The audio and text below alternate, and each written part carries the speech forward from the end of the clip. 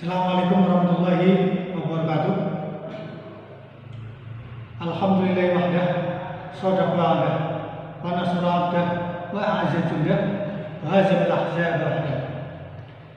Asyhadu an la ilaha illallah wahdahu la syarika lah, wa asyhadu anna Muhammadan abduhu wa rasuluh la nabiyya ba'dah. Amma ba'd.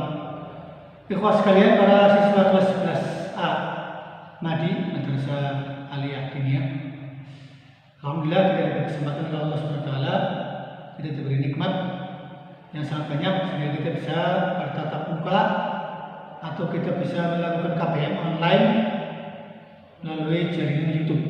Ya. Dan pada kesempatan kali ini kita akan membahas tentang tema atau membahas pelajaran sirah nabawiyah, ya, atau fikih sirah. Jadi kita mengambil pelajaran-pelajaran dari sirah nabawiyah. Kita memahami poin-poin yang bisa diambil hikmahnya, diambil pelajarannya dari sirah nabawiyah. Itulah kenapa disebut fikih sirah. Dan pada kesempatan kali ini kita akan membahas tema yang sangat penting, pembahasan yang sangat penting, yaitu faidah-faidah dari hijrah nabawiyah, atau pelajaran-pelajaran yang bisa dipetik dari kisah hijrahnya Nabi Muhammad Sallallahu Alaihi Wasallam dari Mekah ke Madinah. Ini pelajaran yang sangat besar, ya, karena hijrah ini adalah merupakan suatu fase dalam fase dakwah Nabi Muhammad Sallallahu Alaihi Wasallam, di mana beliau 13 tahun di Mekah, 13 tahun di Mekah, kemudian 10 tahun di Madinah. Ya. Dan di masa 10 tahun ini beliau perkembangan dakwah beliau mengalami perkembangan sangat besar sampai puncaknya itu pada Fathu Makkah, ya. Kemudian setelah itu banyak orang-orang Arab, ya, berbondong-bondong masuk Islam, ya. Jadi waktu yang sangat singkat selama 10 tahun di Madinah berefek sangat besar. Inilah hikmah daripada hijrah nabawiyah, ya, yang dilakukan oleh Rasulullah Sallallahu Alaihi Wasallam.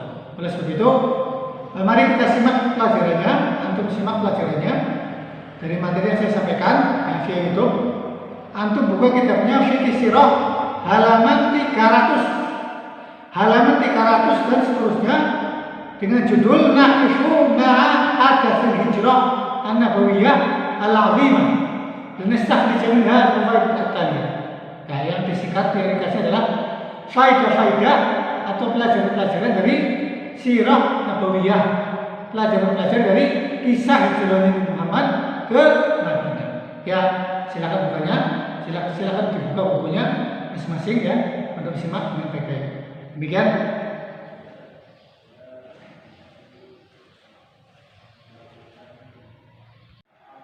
Bismillahirrahmanirrahim. Ya, kita mulai pelajaran sirah nabawiyah pada hari ini. Ya, kita buka halaman 300. Antum buka halaman 300, buka kitabnya, ya, halaman 300. Kita baca naqifu ma'a hadatsil hijrah nabawiyah al-'azimah linastakhrija minha al-fawaid at-taliyah. Ini maksudnya adalah pelajaran-pelajaran atau faidah-faidah dari kisah hijrah nabawiyah atau hijrahnya Nabi ke Madinah. Al-ula, pelajaran pertama, al-faidah al-ula, hadatsul hijrah nabawiyah min a'zamil ahdath al-islamiyah. Peristiwa hijrah nabawiyah, peristiwa hijrah termasuk salah satu peristiwa terbesar dalam Islam. Ya, termasuk peristiwa terbesar dalam Islam. Jadi salah satu peristiwa terbesar dalam Islam adalah hijrah ke Madinah. Ya. Bahkan para peneliti itu di sini itu mengaitkan antara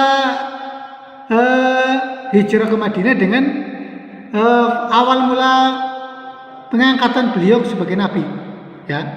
Jadi para peneliti menyimpulkan bahwa ada hubungan kuat antara hijrah ke Madinah, peristiwa hijrah, dengan peristiwa diangkatnya Rasulullah sebagai nabi, ya. Karena pada hari pertama diangkatnya Rasulullah sebagai nabi itu beliau pergi menemui Waraqah bin Nawfal bersama istrinya, ya. untuk melaporkan hal tersebut, memberitahukan hal tersebut. Maka Waraqah mengatakan kepada Rasulullah sallallahu alaihi wasallam, "Laitani hayyan idh yukhrijuka qaumuka." Andai saja aku masih hidup ketika kamu diusir oleh kaummu. Andai saja aku masih hidup ketika kamu diusir oleh kaummu. Maka Rasulullah mengatakan, "Awa mukhrijiyahum?"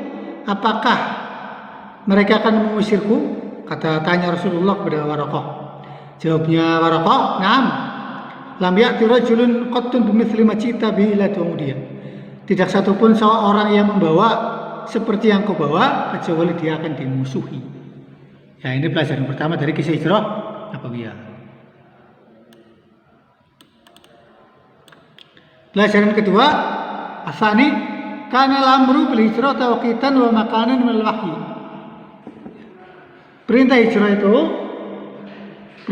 itu ditentukan waktu dan tempatnya berdasarkan wahyu. Itu pelajaran yang kedua. Jadi perintah hijrah ditentukan waktu dan tempatnya berdasarkan wahyu. Itu pelajaran yang kedua ya. Ini pelajaran yang kedua ya. Itu seperti itu. Di situ Rasulullah pernah bersabda kepada Abu Bakar. Beliau mengatakan, "Fa inni qad udzina li fil khuruj." Aku telah diizinkan untuk keluar atau hijrah ke Madinah. Ini menunjukkan bahwa hijrah Nabawiyah itu berdasarkan instruksi berdasarkan wahyu dari Allah Subhanahu wa taala. As-salitsah, pelajaran ketiga, lam takunil hijrah ilal Madinah siyahatan raghiba fil muhajirun. Hijrah ke Madinah itu bukan piknik atau bukan wisata yang disukai oleh para muhajirin. Jadi pada prinsipnya orang-orang muhajirin itu tidak suka berhijrah. Walam takun Makkah tarduwaba, dan Makkah saat itu juga bukan negeri pandemi, bukan negeri wabah, bukan negeri epidemi ya. Sehingga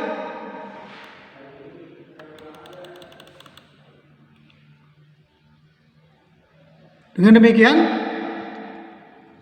perintah hijrah itu adalah perintah dari Allah Subhanahu wa taala yang berkaitan dengan pembebanan akidah, yang ada kaitannya dengan akidah. Jadi untuk mempertahankan akidah mereka itu disuruh untuk berhijrah supaya iman mereka tetap, iman mereka itu tidak digoyang, iman mereka itu tidak diobok-obok, sehingga mereka hijrahlah ke Madinah berdasarkan wahyu dari Allah Subhanahu wa taala. Itu pelajaran ketiga ya. Pelajaran keempat,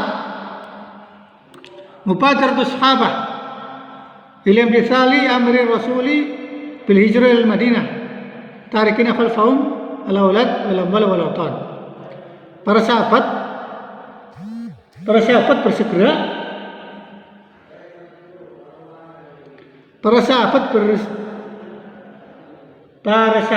bersegera memenuhi perintah Rasulullah. Para sahabat itu bersegera menunaikan perintah Rasulullah sallallahu alaihi wasallam untuk hijrah ke Madinah. Jadi para sahabat itu bersegera menunaikan perintah Rasulullah untuk hijrah ke Madinah dengan meninggalkan anak dan istri mereka, meninggalkan harta benda dan tanah air mereka. Ya. Jadi pelajaran keempat ini, para sahabat itu langsung melaksanakan perintah Rasul untuk berhijrah. Tidak ada ya yang mereka sampai mereka itu meninggalkan anak, harta dan negeri mereka, tanah air mereka. Ini pelajaran yang sangat penting. Karena mentaati Rasulullah itu sangat hukumnya wajib. Ada ancaman barang siapa yang menyelisih Rasulullah SAW, menyelisih perintahnya akan mendapatkan siksa yang pedih. Sebagaimana firman Allah, "Falyahdharil ladzina yukhalifuna an amri an tusibahum fitnah aw yusibahum adzabun alim." Berhati-hatilah orang-orang yang menyelisih perintahnya, mereka akan mendapatkan fitnah atau mendapatkan siksa yang besar. Nah, itu pelajaran keempat. Kemudian al-khamisah, pelajaran kelima, fil hijrati man qabatul khasatun Abi Bakar. Dalam kisah hijrah terdapat teladan yang baik dari Abu Bakar. Jadi peristiwa hijrah ke Madinah itu menunjukkan keutamaan dan keistimewaan Abu Bakar As-Siddiq radhiyallahu anhu, karena beliau menemani Rasulullah untuk berhijrah, dan beliaulah yang dipilih oleh Allah ya untuk menemani Rasulullah. Rasulullah memilih beliau untuk menemaninya ke Madinah. Ya. Dan Abu Bakar adalah yang menyuruh anak-anaknya dan membantunya hartanya untuk mendukung perjuangan Rasulullah SAW. Jadi sampai hartanya digunakan untuk mendukung perjuangan Rasulullah SAW. Ya, itu menunjukkan keutamaan Abu Bakar Siddiq radhiyallahu anhu. Pelajaran kelima tadi. Ya. Pelajaran keenam. Ayatun fil hijrah manqabatun khassatun li Amiril Mukminin Ali bin Abi Thalib. Dalam kisah hijrah ke Madinah juga menunjukkan keistimewaan Amirul Mukminin Ali bin Abi Thalib, khalifah keempat, khalifah Rasyidin yang keempat. Jadi dalam peristiwa hijrah menunjukkan keistimewaan Ali bin Abi Thalib karena dialah yang tidur di tempat tidur Rasulullah ketika Rasulullah berhijrah. Padahal risikonya adalah nyawa, ya. Dan Ali itu siap menerima perintah Rasulullah untuk tidur di tempat tidur beliau. Ini menunjukkan bahwa para sahabat itu keimanannya sangat tinggi dan sangat kuat, ya. Itu seperti itu, ya. Ya, itu pelajaran ke-6. Pelajaran ke-7. Fi hadits Aisyah radhiyallahu anha Rasulullah sallallahu alaihi wasallam kana yazuru Abu Bakar Siddiq. Ya.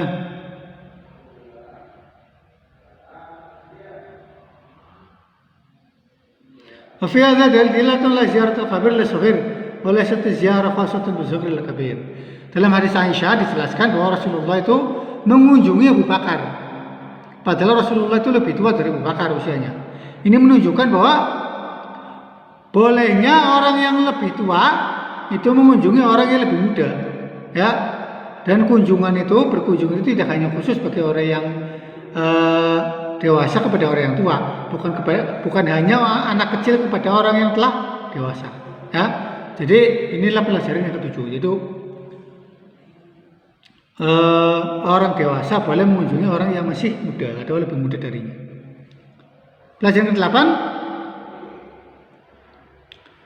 dari hadis Aisyah dijelaskan fajar Rasulullah sallallahu alaihi wasallam fasta'adzana fa'adzanahu.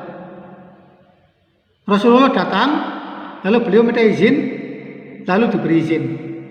Ya, ini termasuk adab masuk rumah, yaitu minta izin terlebih dahulu.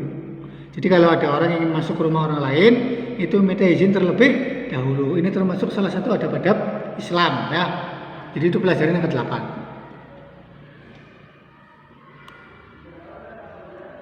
Pelajaran ke-9.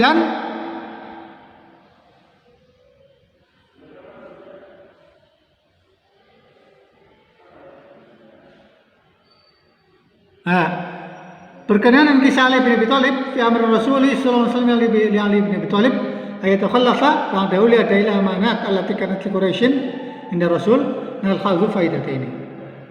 Ketika Rasulullah berhijrah ke Madinah dan meninggalkan Ali, beliau berwasiat kepada Ali untuk menyampaikan amanah-amanah atau titipan-titipan barang kepada orang-orang Quraisy. Karena Rasulullah itu terkenal sebagai orang yang sangat jujur dan sangat amanah, sehingga beliau biasa diberi titipan barang. Dan ketika beliau hendak hijrah ke Madinah, beliau berpesan kepada Ali agar menyampaikan titipan-titipan tersebut kepada orang-orang yang memberinya amanah.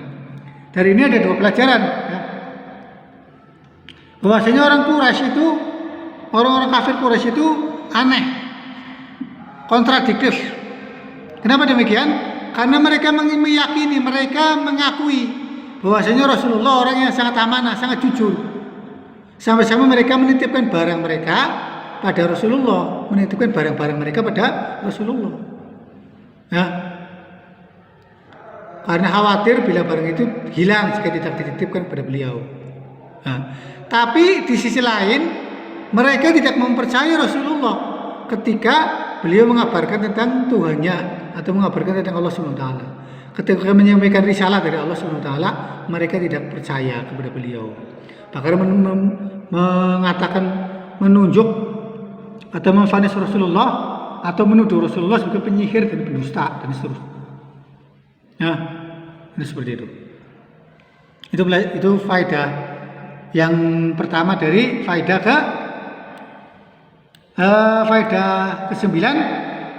Poin pertama dari faedah ke-9 ya. Jadi poin pertama dari faedah ke-9. Poin kedua, bahwasanya walaupun Rasulullah itu dalam kondisi yang sangat berbahaya, ya, beliau tidak melupakan hak-hak manusia. Jadi poin yang kedua, meskipun Rasulullah dalam kondisi bahaya, beliau tidak melupakan hak-hak manusia dan tetap menyampaikan hak tersebut kepada yang berhak, atau tetap menyampaikan amanah kepada yang berhak menerimanya. Itu poin kedua dari pelajaran ke-9 ya. Kemudian pelajaran ke-10, lamma qaddama Abu Bakar as-Siddiq rahilah allati kana ada lil hijrah qala Rasul bisaman. Ketika Abu Bakar membawa ontanya untuk diberikan kepada Rasulullah sebagai kendaraan untuk berhijrah, Rasulullah mengatakan bisaman, ya, tapi dengan harga atau dibayar. Jadi beliau tidak mau gratisan, ya. Itu seperti itu. Ya. Jadi ketika Abu Bakar menawarkan onta kepada Rasulullah tidak mau dibayar gratis, tapi tidak mau diberi gratis, tapi tetap membayar. Tujuannya adalah supaya hijrah beliau itu dengan harta dan jiwanya, dengan jiwa dan hartanya, karena benar-benar untuk Allah Subhanahu wa taala dan untuk menyempurnakan keutamaan jihad dan untuk menyempurnakan keutamaan hijrah dan jihad, ya, dengan sebaik-baik mungkin. Itu pelajaran yang ke-10. Ya. Itu beliau membayar onta pada Abu Bakar supaya hijrahnya itu benar-benar atas dasar keinginannya sallallahu alaihi wasallam. Supaya beliau itu berhijrah dengan jiwa dan harta. Pelajaran ke-11,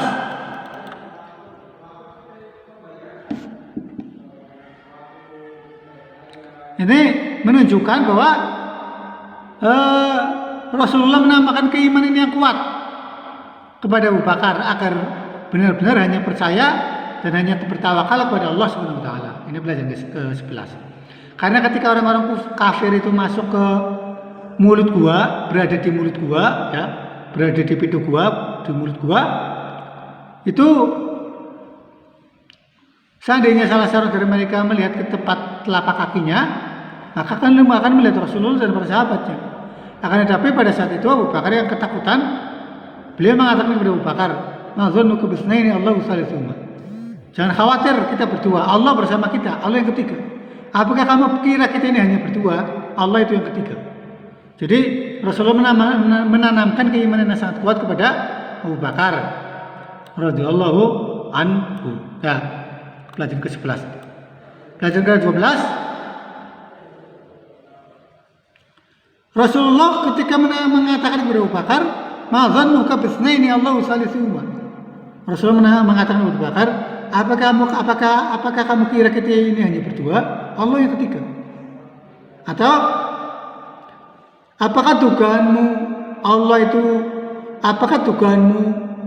kita ini dua orang dan Allah yang ketiga? Nah, dan beliau tidak mengatakan, Rasul tidak mengatakan kepada Abu Bakar, "Ma'dhannuka Rasul." Bagaimana dugamu dengan Rasul? Nah, ya, itu seperti itu ya. Jadi ini menunjukkan bahwa ini menanamkan sifat, ya, menanamkan sifat tadi yang seperti di atas itu ya. Jadi menanamkan sifat yang sangat supaya benar-benar merasakan penjagaan dan pengawasan Allah SWT. Muraqabah itu menanamkan sifat-sifat atau mengabarkan, itu memberitahukan dan menanamkan sifat-sifat tentang muraqabah Allah SWT. Bahwasanya kita ini senantiasa diawasi oleh Allah SWT. Ya.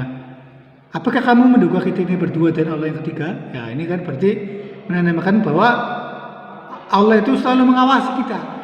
Itu seperti itu ya. Bahwa Allah itu akan selalu mengawasi, menjaga dan menolong orang-orang beriman.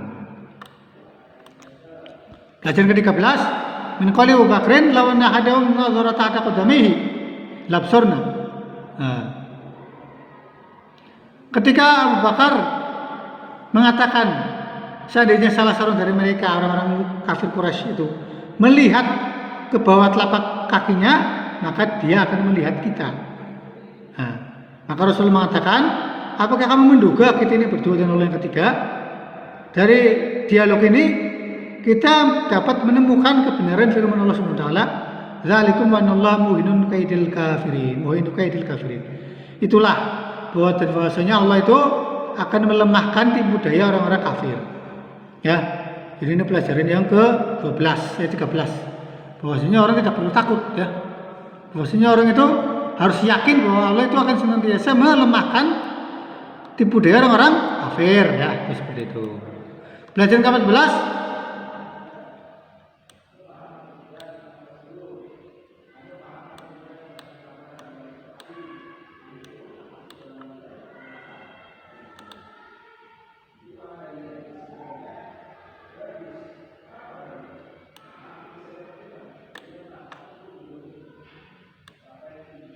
ya, pelajaran ke-11 ini dari firman Allah Subhanahu wa taala ya.